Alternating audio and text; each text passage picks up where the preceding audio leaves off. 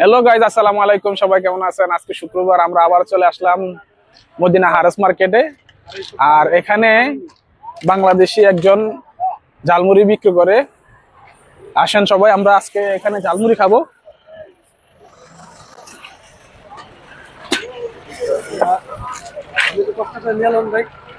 এই দেখেন সেই বাংলাদেশি একটা দৃশ্য, এখানে ঝালমুড়ি বিক্রি করা হয়। ভাই আমগর ঝালমুড়ি দিয়েন, আমগর ঝালমুড়ি দিয়েন দুইটা।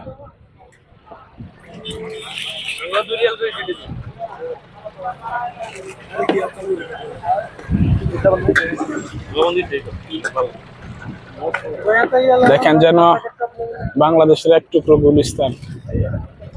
আসলে ফুটপাতের খাবার তো অনেক স্বাদ হয়, সেজন্য সবাই এখানে ঝালমুড়ি খাইতে দাঁড়াইছে।